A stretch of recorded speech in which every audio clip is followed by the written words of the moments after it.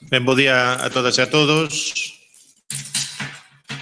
Como terceiro prato, digamos, desta mañá xa ben intensa, vou entrar quizáis máis en fariña do tema que fulcro deste congreso, que é a relación entre as Irmandades da Fala, isto é, entre o movimento nacionalista ou galego e América.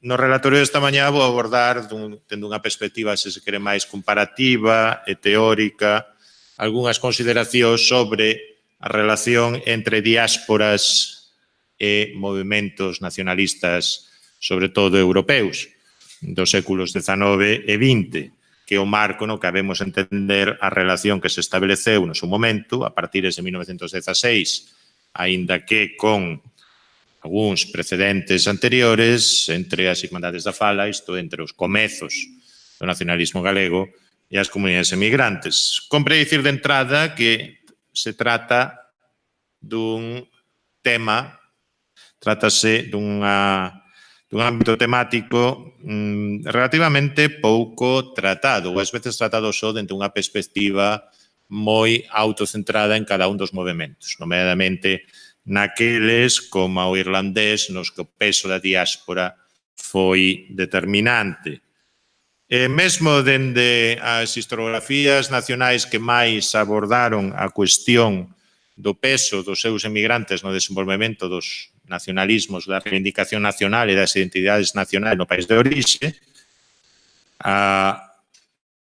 as diásporas, as comunidades de emigrantes, eran vistos con moita frecuencia, eran ollados como un axente externo, como un mero acompañante do desenvolvemento dos movimentos nacionais no país de orixe. Sempre se consideraba que, basicamente, as diásporas, os centros de emigrantes e ou exilados, se limitaban a enviar recursos, sobre todo recursos materiais e, ás veces, tamén recursos inmateriais.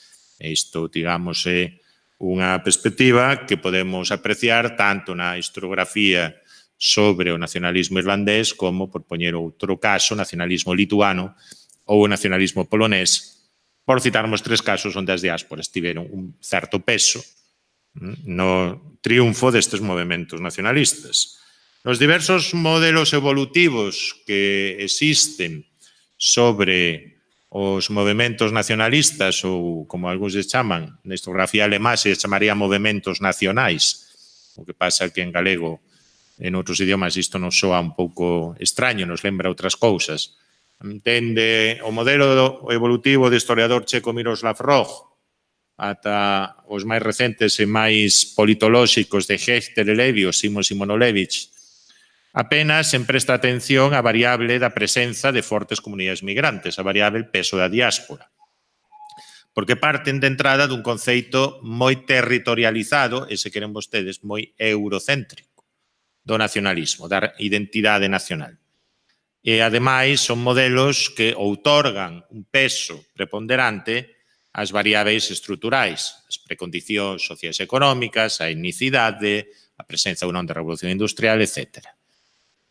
Existe, ademais, ou aí latexa sempre un prexuízo que coñecemos ben os historiadores das migracións e que se reflicte igualmente nos historiadores do nacionalismo, e isto é, povos con altas taxas de migración son povos pobres, por tanto, povos con precondicións moito menos favoráveis para o desenvolvemento dun nacionalismo de masas, o cal, como a historia demostra, non necesariamente é así. Irlanda é un perfeito exemplo de nacionalismo sucedido, de nacionalismo con éxito, que, en troques, presenta moitas variables estruturais deficientes e, dende logo, unha diáspora moi activa e que incide de maneira directa no desenvolvemento do movimento.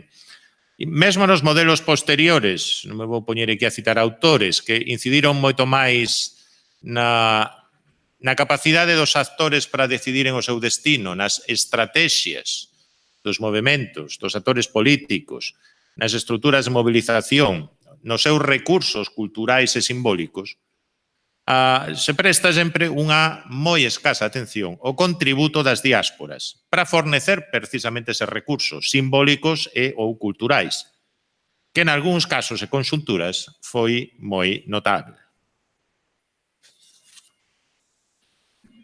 Ben, sobre o termo diáspora existe unha grande variedade de definicións, pero podemos dicir que o termo diáspora é máis amplo que o termo migración, pode abranguer a comunidades de exilados, comunidades de migrantes económicos, comunidades de migrantes políticos, pero que en todo caso o que lles une é un evento traumático. É dicir, hai detrás un evento traumático que provoca un grande éxodo. Nalgúns casos, como sabemos, o caso do sionismo, o nacionalismo territorializado só pode surdir nelas. Por iso tamén o sionismo é unha excepción dificilmente comparável coas demais, porque xorde un pobo diaspórico por excelencia que nun intradeterminado, final do século XIX, decide seguir o exemplo doutros nacionalismos europeos e chega á conclusión precisamos un Estado propio, precisamos un territorio. Tamén o caso de Irlanda doita ser sempre visto como exótico, pero mesmo neses exemplos o nacionalismo dos migrantes era unha variable secundaria, sen capacidade de evolución autónoma.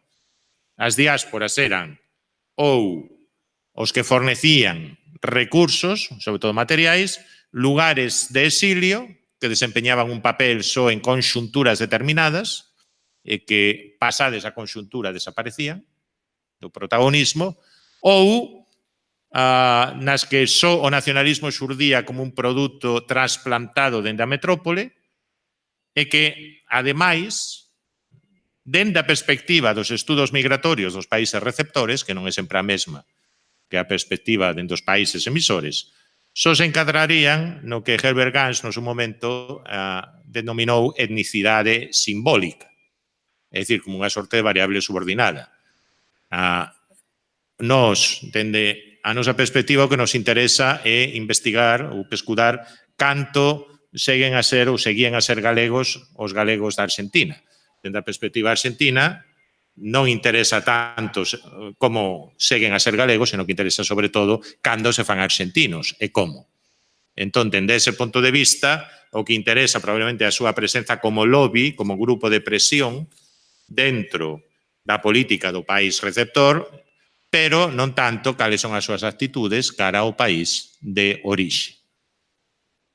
Entón, na inxente bibliografía, por exemplo, sobre os Irish Americans, sobre os irlandeses da América, é a segunda perspectiva a que impera, non? Ou como unha vez me comentou un historiador de Santa Bárbara que se dedicaba a estes temas, me dixo, ben, para os irlandeses o importante saber se o señor Fitzgerald, o avó de John Fitzgerald Kennedy, en que medida apoiou o nacionalismo irlandés en orixe, a nós o que nos interesa é a medida en que o señor Fitzgerald recrutaba votos entre os irlandeses de Boston pro Partido Demócrata. Porque a nós que nos interesa é despois a evolución dos Kennedy, entre os historiadores irlandeses, o que les interesa é o que fixo Fitzgerald en prol dos irlandeses.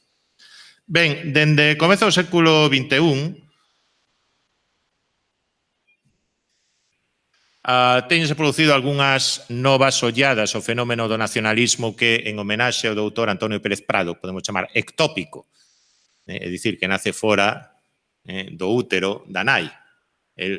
Antonio Pérez Prado, que falou nesta tribuna máis dunha vez, grande figura tamén das letras e da ciencia argentina, se me dicía que era un galeguista ectópico, un galego ectópico, non? Desenvolvido fora da Galicia territorial. Deste nacionalismo ectópico ou das diásporas. Por qué? En primeiro lugar, polo desenvolvemento dos estudos sobre os exilios e a súa interacción coas comunidades migrantes, nomeadamente as perspectivas sobre historia social e cultural sobre os exilios, e aí xurdiron pontos de contacto varios cos estudos sobre os líderes das comunidades de inmigrantes. En segundo lugar, polo desenvolvemento dunha focaxe, non? Dunha perspectiva propia de historia global e transnacional sobre o desenvolvemento dos nacionalismos e dos movementos nacionalistas en xeral.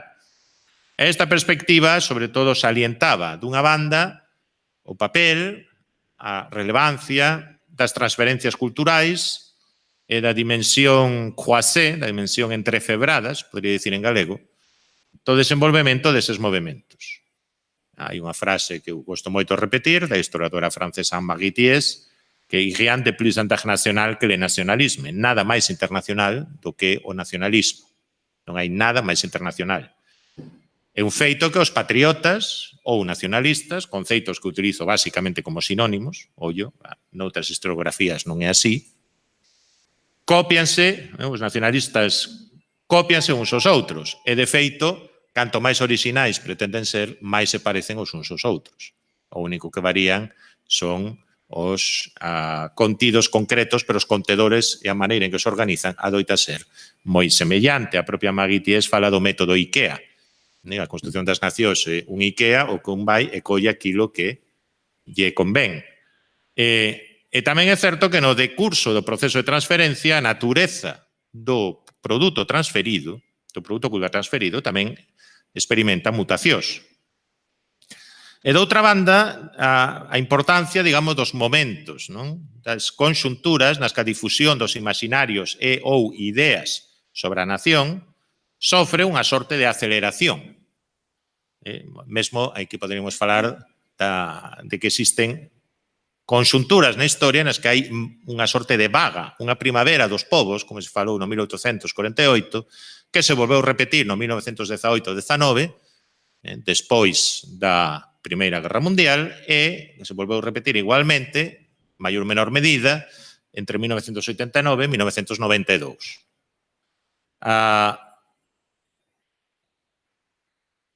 E estas vagas non atinxiron só a Europa, atinxiron tamén a América, atinxiron máis adiante a África e a Asia, os movementos de liberación nacional que xorden na periferia dos grandes imperios, tiñan moito de imitación de Europa, pero, ao mesmo tempo, moito dos estímulos deses movementos nacionalistas tamén volveron ás nacionalidades europeas. E isto tamén, obviamente, fixo que cobrase un maior papel o estudo dos intermediarios neses procesos. E aí, obviamente, os migrantes xogan un papel privilexiado. Os exilados, pero tamén os migrantes.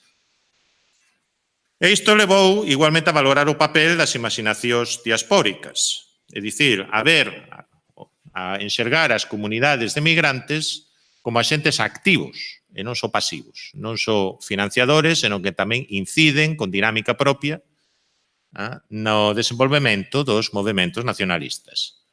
Non só forneceron recursos materiais, tamén inmateriais, forneceron contactos internacionais, intermediaron perante outros estados, forneceron líderes ectópicos. O caso máis coñecido é un dos pais da independencia irlandesa, Imón de Valera, que salvou do afusilamento en 1916 por ser norteamericano, fillo ilexítimo, parece ser, dun español, dun músico español, Juan de Valera. Ora ben, a de Valera levarono con 4 meses a Irlanda e criouse na Irlanda rural, por tanto, era americano, pero así o recoñecía na América, pero só de nacemento. Pero aquí, digamos, o caso galego é un bo exemplo. Suárez Picallo, Alonso Ríos e outros máis dos que falaremos esta tarde.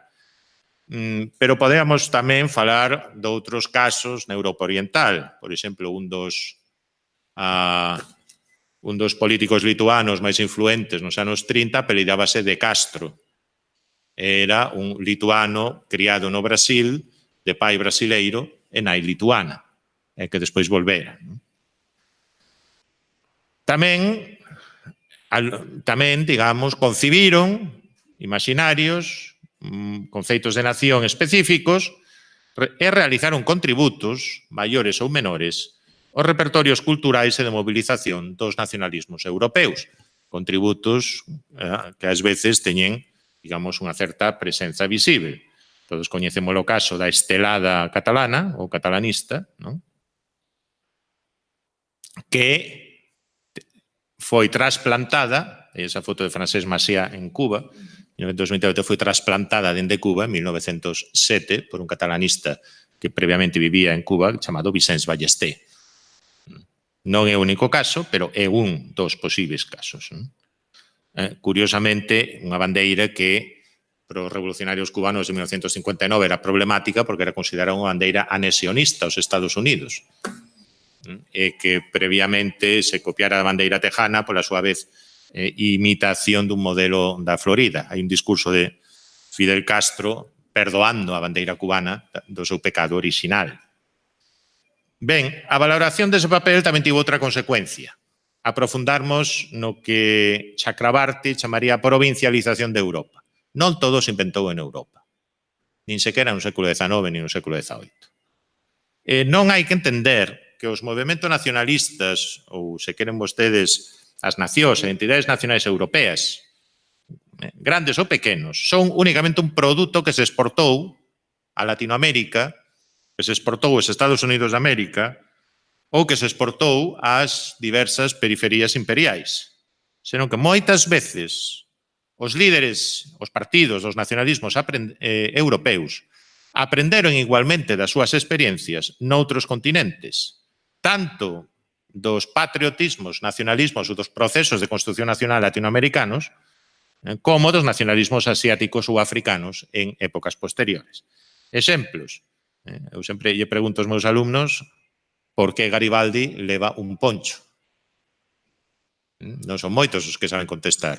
Un vai a Porto Alegre e dase de conta de cal é a dimensión, digamos, brasileira, nomeadamente gaúcha, de Garibaldi, o seu papel na Revolución Farroupilha, como iso deixou pegadas na súa concepción da democracia e, digamos, da movilización nacional. Mais adiante, nos anos 60 ou 70 do século XX, digamos, a débeda contraída por toda a vaga de nacionalismo de esquerda chamado terceiro mundista nas diversas periferias de Europa Occidental a respeito do nacionalismo alxerino, a respeito do nacionalismo camerunés, a respeito de outros modelos africanos, é tamén moi grande. E mesmo dos nacionalismos que a comezo do século XX se adoitaban chamar nacionalismos imperiais da periferia do Imperio Británico. Outro exemplo, Arthur Griffith, fundador do Sinn Féin, ten pouco a ver co Sinn Féin, agora partido mayoritario entre os católicos de Irlanda do Norte. Arthur Griffith baseouse para fundar o seu partido Sinn Féin nos SOS en 1905 en dous modelos. Un, o dos nacionalistas Boer, os dos Boer de Sudáfrica. El fora emigrante irlandés en Sudáfrica, bastantes anos, é dicir, fora un Suárez Picallo, a irlandesa. E despois nunha interpretación moi propia, do que fora, digamos, o proceso de desenvolvemento do nacionalismo maxiar e a súa influencia dentro do Imperio Austrohúngaro. The Resurrection of Hungary, é un libro de 1904. Hai que dicir que os historiadores húngaros leen este libro e non entenden nada. Quer decir, consideran que o que levou a cabo Griffith é unha sorte de interpretación fantasiosa da historia de Hungría. Por tanto, as periferías tamén influen noutras periferías, que iso tamén hai que terlo en conta. As relacións, as transferencias culturais, moitas veces na historia transnacional, na historia dos transfers culturais, enténdese como que o mundo se concibía en París, concibíase en Berlín, concibíase en Londres e depois era imitado en Tombuctú. Pero que ás veces o mundo pensábase en Dublín e reinterpretábase en Bilbao, en Santiago de Compostela ou en Cagliari. É dicir, son redes, son tecidos con múltiplos nós, non é unha arañeira cun centro e diversas ramificacións. Non estamos a falar do que os ingleses sempre disteran entre web e network. Non? Bueno, estos son nacionalistas eslovacos nos Estados Unidos. Era de nota. Ben, non vou aquí a facerlles un reconto de todas as diásporas nacionalistas que se sucederon no século XIX e parte do XX, que aínda seguen a ter presenza hoxe en día. Se vostedes van xantar ou cear a un restaurante kurdo na Alemanha ou en Gran Bretaña, as posibilidades de que lle estean dando diñeiro ao PKK, o partido un dos partidos nacionalistas do Kurdistán, é bastante alta, por exemplo. Pero sí que habería que dicir que é un fenómeno, digamos, de longa duración. Habería que comezar polas comunidades de exilados liberais do primeiro terzo do século XIX, que precederon, se quera, as migracións masivas que comezan a mediados do século XIX se aceleran a partires de 1880. Coas migracións masivas xorden comunidades de migrantes de moi diversa procedencia, sobre todo en destinos americanos, aínda que non únicamente, tamén en Sydney ou Cidade do Cabo.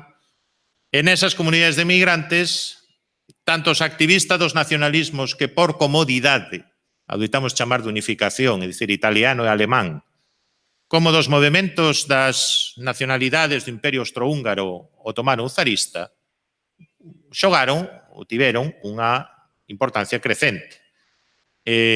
Adoito reformularon o ideario imaxinario das colectividades de migrantes. Isto que nós coñecemos moi ben do caso galego, que se van Castro López, Álvarez Insua, etc., a finais do XIX, ben, isto témolo no caso eslovaco, témolo no caso checo, témolo xa previamente cos italianos, cos republicanos mazzinians liberais que se refuxian no Río da Prata, en Montevideo, despois en Bos Aires, que de algún xeito asumen o liderado étnico, o liderado das comunidades de migrantes, establecen alianzas máis ou menos inestáveis.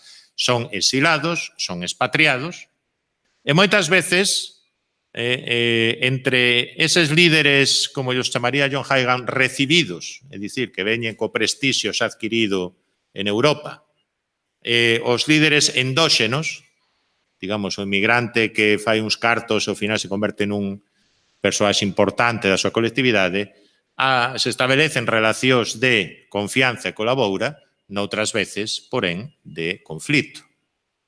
É dicir, aquilo que Blanco Amor escribiu no 1945 dende Bos Aires, hai política dos emigrantes e política dos emigrados. El pensaba en emigrados no termo emigrés, é dicir, exilados.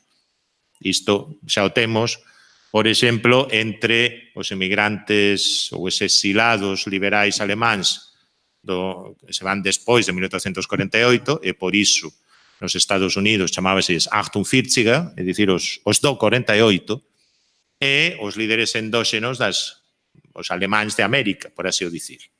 Non tiñan concepcións moitas veces moi diferentes do que era a patria de orixe, de cal debía ser o papel dos migrantes, digamos, cara á patria de orixe. E isto forzou os exilados en todos os lugares a facer concesións, porque a política das comunidades de migrantes posúe características específicas e límites definidos, nomeadamente o interclasismo, a mensaxe suprapolítica, a solidaridade étnica que se debe impor sempre a política de partido ou facción. É dicir, volverei despois sobre isto, e hai que ter igual en conta que cando falamos de irlandeses da América, ou falamos dos vascos da América, ou falamos dos lituanos da América, por suposto, os galegos da América, estamos sempre a falar daquela porción visible, pero minoritaria, que se agrupa alrededor de institucións e comunidades de migrantes. Tense calculado, que isto é moi variável segundo as comunidades, que como moito 20-25% dos varóns, dos cabezas de familia, se asociaban a entidades, o resto vivían fora e se convertían, se asimilaban ou asimilábanse nas sociedades receptoras sen grandes problemas. E a iso uníase sobre todo dende finais do século XIX, unha briga, unha retesía moi frecuente entre os líderes obreiros inmigrantes e os líderes nacionalistas. É moi típica dos Estados Unidos, pero non só. É dicir, líderes obreiros inmigrantes que practicaban o internacionalismo e que basicamente o que querían era facilitar a integración dos contingentes de inmigrantes dunha mesma procedencia nos sindicatos norteamericanos, creando seccións específicas, o caso, por exemplo, do que se chamaba o unionismo xudeu, pero tamén a organización autónoma dos poloneses en moitas zonas mineiras, sempre en competencia e colaboura cos irlandeses, e os líderes nacionalistas, é dicir, que pensaban sobre todo na política cara ao país de orixe, o cal só de maneira secundaria tería un reflexo na situación interna do grupo inmigrante de referencia na sociedade de acollida. Xa veremos que isto, punto por punto, podemos aplicar tamén ao caso galego con máis ou menos precisión. E niso, obviamente, influía moito o que un historiador despois coñecido polos seus estudos o nacionalismo, pero que empezou facendo migracións, John Armstrong, chamaba a dicotomía entre diáspora proletaria versus diáspora mobilizada. Falaba de que hai unha diáspora proletaria sen líderes, sen grande consciencia da súa especificidade cultural e que, sobre todo, ten unha extracción social baixa, que traballan, digamos, na industria, nos servizos, e que o que quere integrarse. Entón, opta polo sindicalismo como vía de integración. E as diásporas mobilizadas obedecerían moito máis o influxo tamén de líderes nacionalistas que pensan no lugar de orixe. E igualmente influe a súa concentración xeográfica. Non é o mesmo estar concentrado en Nova York ou Londres, metrópoles de incidencia global, que estalo en Bos Aires, que unha metrópole, lamento polos porteños na sala, pero de influencia non tan global, digamos, un pouco máis limitada. Xa non digamos, esa diáspora se concentra nos Apalaches, e non en Boston. É dicir, ou se concentra en Entre Ríos e non en Mar del Plata. É dicir, onde se estea tamén influe na maneira en que se acada visibilidade. E isto ás veces tiña unha certa interacción con outro punto, que era que as metrópoles imperiais, ou as antigas metrópoles imperiais, París, Londres, Viena, Nova York, Berlín, Estambul, en menor medida tamén algo Roma ou Madrid, podían funcionar como metrópoles antiimperialistas, é dicir, onde se xuntaban activistas nacionalistas ou anticoloniais de moi diferentes procedencias e tiña lugar contactos entre eles. Caso dos indonesios e dos indios en Ámsterdam, dos bretóns e dos alxerinos en París, dos vascos e sardos en Roma, houve aí algúns contactos, etc. Por tanto, o desenvolvemento dos movementos nacionalistas e das súas diásporas é unha interacción, se queren vostedes unha ósmose constante entre países de orixe e países de destino.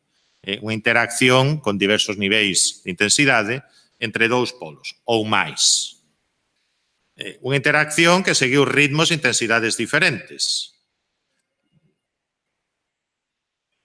Non sempre o nacionalismo dos migrantes seguiu o ritmo de desenvolvemento dos seus coterráneos de orixe. Hai casos onde ao revés. A diáspora se fai moito máis nacionalista do que os coterráneos no lugar de orixe. Por exemplo, os frisóns, as sociedades frisonas de América, Frisia no norte dos Países Baixos, despois do 45 eran moito máis nacionalistas do que o feble nacionalismo frisón nos Países Baixos, en partos galeses. As comunidades galesas da Argentina, por exemplo, son un caso onde o nacionalismo era mayoritario, e non así. Outras eran, pola contra, demasiado proletarias. Esos interesaron polos seus intereses sindicais ou gremiais. Un bo exemplo son os macedonios. Forte nacionalismo en orixe, feble nacionalismo na diáspora. Tú pensando nos macedonios de Berisso, por exemplo, ¿no? Ou de Avellaneda. E outros casos nos que o sentimento nacionalista recreaba mesmo unha patria imaginada e arcaica que xa non existía como tal nos seus lugares de partida. Pero que daba lugar a diásporas que imaginaban unha patria de orixe e que só se entendían entre si mesmas. Para min, o mellor caso sería o da diáspora armenia. É dicir, a súa Armenia de orixe foi destruída, como é sabido, polo xenocidio ou as masacres cometidas polo Imperio Otomano en 1915-16, por lo tanto, a súa Armenia de orixe na Anatolia xa prácticamente non existe, a súa relación, a relación das diásporas dos diversos pontos da diáspora armenia coa Armenia post-soviética de hoxe moitas veces é moi problemática. É dicir, non se identifica nunha Armenia que non é exactamente o lugar de orixe dos seus avós ou bisavós. E finalmente hai que ter en conta que o imaginario nacionalista importado ou adaptado da Europa no seo das comunidades migrantes non sempre servía as mesmas funcións. O cal explicaba as súas mutacións e os seus graos maiores ou menores de suceso. Moitas veces os inmigrantes asumían os discursos identitarios que se elaboraban na Europa sobre a súa terra de orixe, non porque estivesen especialmente interesados na consecución da autodeterminación, da independencia, da autonomía, etc., por lugar de orixe, senón porque é unha estrategia para se relegitimaren perante a sociedade receptora ou para competiren millor con outros grupos étnicos e inmigrantes.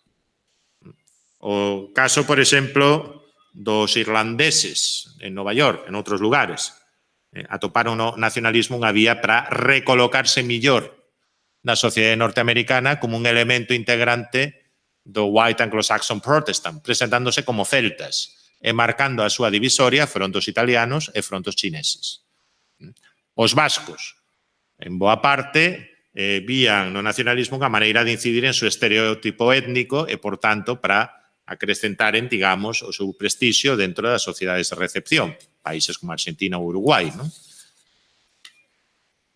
Ben, non este é un lugar, como se digo, de facermos un relatorio polo miúdo das diversas diásporas nacionalistas que houve no século XIX e XX. Empezaría polos liberais italianos e alemáns, os republicanos mazzinianos, os 48eiros no caso alemán. Nunha xeración posterior serían, sobre todo, os irlandeses, algúns movementos da Europa centrooriental, como os poloneses, os checos, os eslovacos.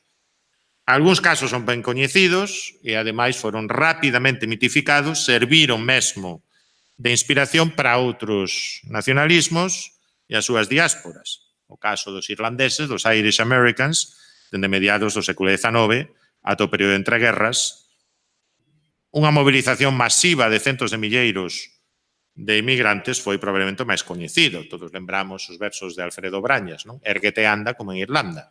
Non somente o dicía pola Irlanda territorial, tamén o dicía pola Irlanda de América.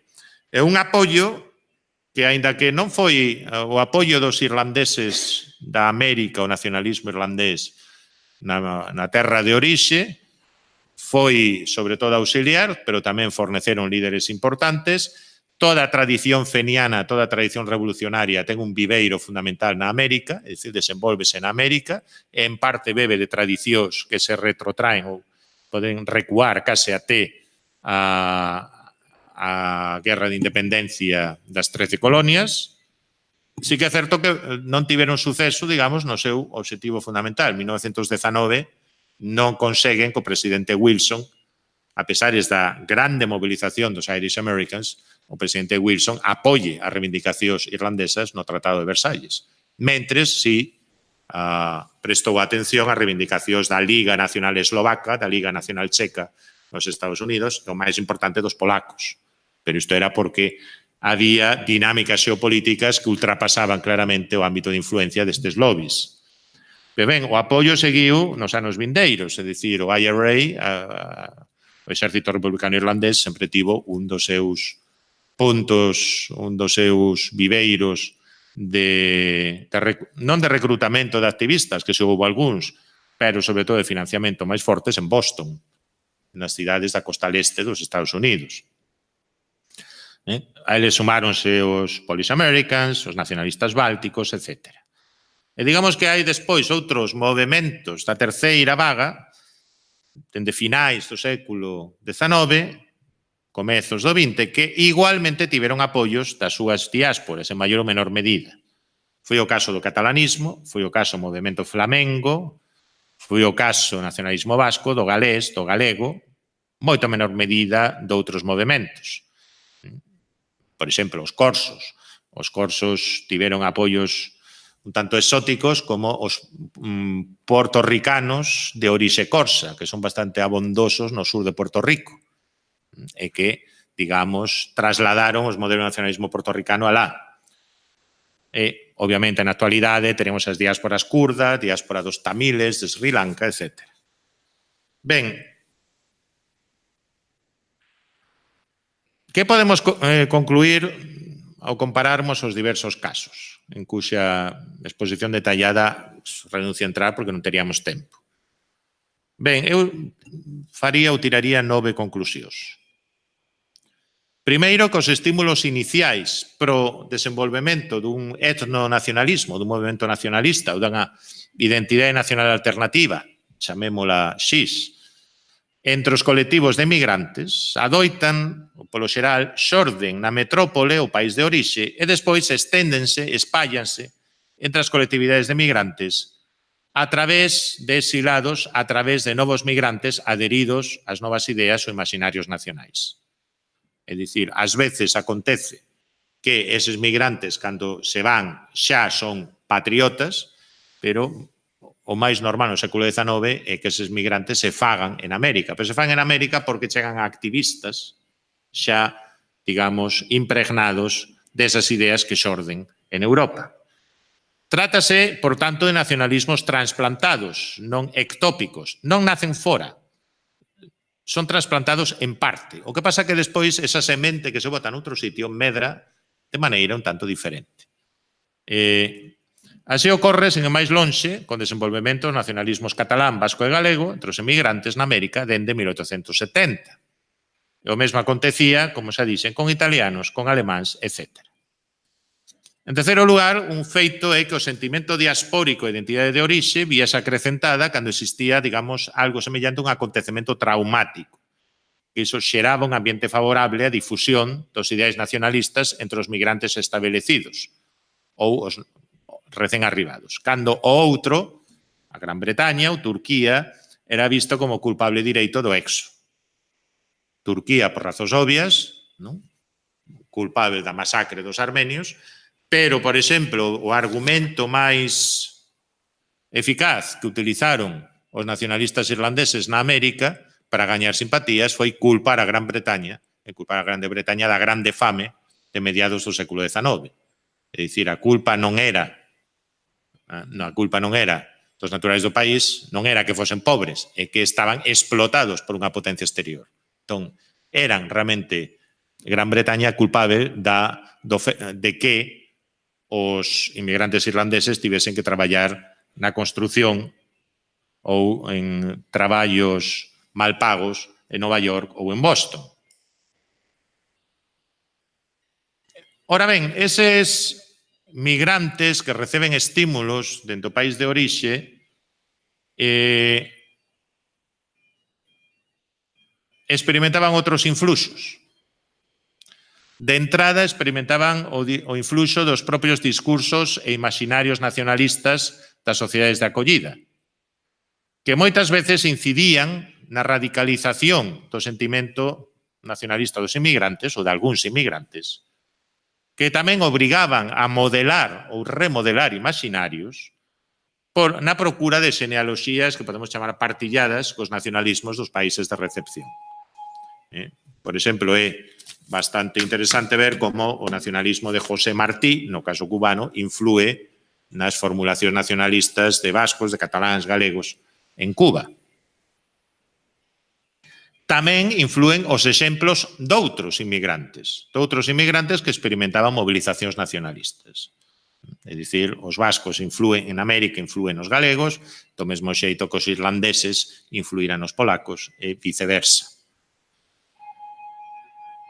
Por tanto, como se dixen, o discurso nacionalista importado de Europa estivo suxeito a reinterpretacións e adaptacións diversas, tanto un novo entorno social como as diferentes funcións que viñan determinadas pola súa vez, pola situación de cada colectivo inmigrante e polos intereses de cada súas elites sociais endóxenas. É dicir, moitas veces o nacionalismo é un recurso discursivo moi eficaz para as propias elites endóxenas.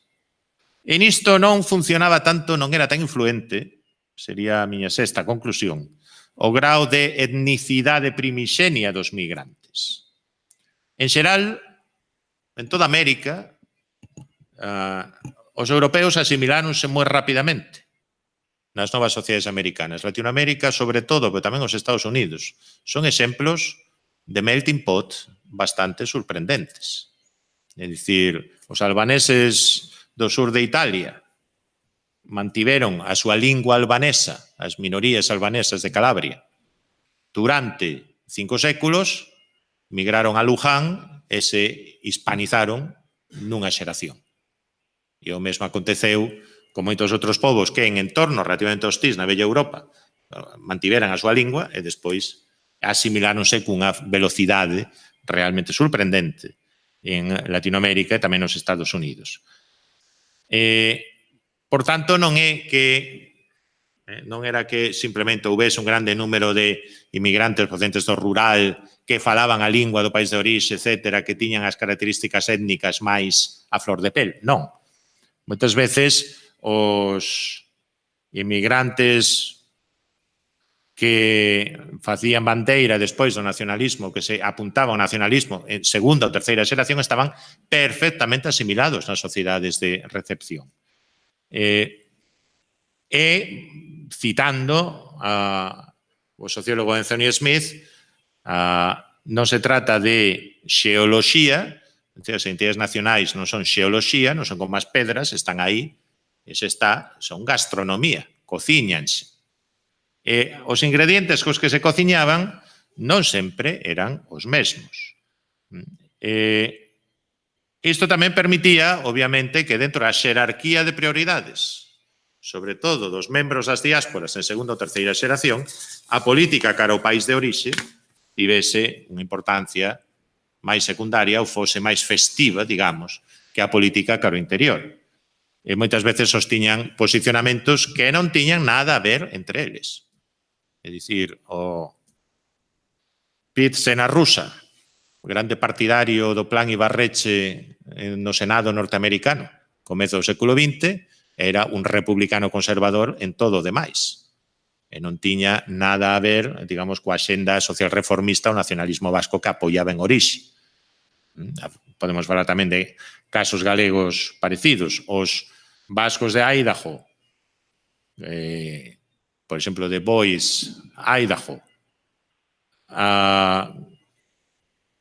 todos eles, por lo menos os agrupados alrededor das entidades, todos eles, no seu momento, partidarios de ETA, de moitos, por lo menos, de esquerda berchal, etc., en política interior votan Trump. E non ven niso absolutamente ninguna contradicción, porque son dúas escalas diferentes. Os colectivos movilizados, en todo caso, non eran o conxunto dos migrantes. Isto compre insistir no tema. Os nacionalistas irlandeses, lituanos ou croatas na diáspora, non contaron co apoio de todos os seus coterráneos.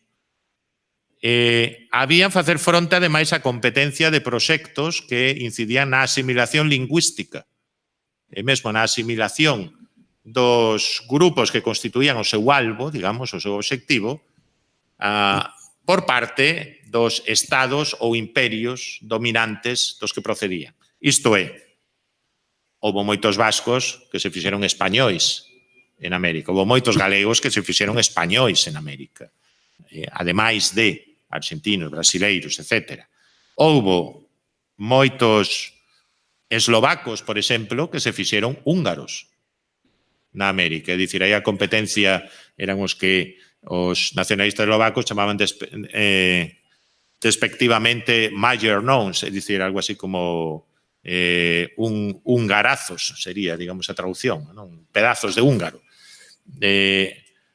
Entre os nacionalistas poloneses e lituanos había sempre unha briga porque os moitos inmigrantes lituanos acabábanse asimilando os poloneses. Entre os inmigrantes ucraínos e rusos, pois había tamén, digamos, esa tensión en que se os inmigrantes ucraínos se sumaban ás sociedades rusas, sociedades ucraínas. É dicir, aí as ambiguidades son moito maiores. E, por suposto, se entramos na segunda ou terceira xeración, os activistas adoito eran totalmente mestizos.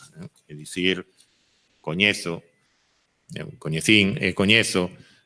nacionalistas galegos na Argentina que só teñen un avó galego, 3 italianos ou alemáns, pero que por razóns persoais moi diversas, pois porque era a avoa ou o avó que os trataba mellor, que co que máis se criaron, ou porque viaxaron e que lles gustou máis que Alemanha, pois simplemente se fixeron ou se identificaron con esa parte das súas raíces. En cada caso concreto temos diferentes formas de liderado étnico ou nacionalista. Podemos dicir que no período formativo das comunidades inmigrantes impera un liderado que Huygens chamaría de tipo recibido, que nunha segunda fase son os líderes endóxenos os que normalmente se alternan con aqueles. E que as diferenzas entre os diversos grupos migrantes son moi notáveis. Hai unha especificidade dos galegos, en todos os xeitos, que ten pouco a ver con moitos estereótipos que ás veces se ascriben. No caso galego, os curas non xogan prácticamente ningún papel. No caso vasco, como no caso irlandés, como no caso polaco, como no caso eslovaco, os curas, as igrexas, son un centro fundamental da articulación do artellamento das comunidades étnicas, ou o caso dos suecos en Minnesota. Que van os suecos de hoxe, modernos, secularizados e tal, van a Minnesota, se encontran con comunidades de orixe sueco, primeiro que lles din é, ben, primeiro imos te presentar o cura, o pastor, neste caso. En todo caso, o estudo das identidades nacionais de orixe e a súa difusión nas diásporas plantexa outra cuestión, que se queren máis propia os estudos migratorios. É dicir, nós seguimos o rastro, digamos, seguimos o trazo das elites, seguimos manifestacións visíveis de identidade colectiva, participacións en actos públicos, manifestacións, aceitación ou refugo de símbolos e rituais, etc. E podemos presumir nelas unha participación máis ou menos espontánea. Pero non sempre as retesías, as brigas ideolóxicas no liderado étnico das asociacións eran traducción real das preocupacións e dos problemas da masa social que estaba afiliada a esas entidades, a que lle interesaban moito máis cuestións bastante máis banais. Pois se teñen servizos de gardería e escola, servizos de mutualistas, etc. etc. Entón, cal é a capacidade de impregnación ideolóxica e simbólica real entre os afiliados a esas entidades, entre o que podemos chamar o común dos inmigrantes que conforman, así de todo, unha minoría relativa do conxunto máis amplo dos inmigrantes nun país, cal é o grado de impregnación real deses símbolos. Por poñer un caso,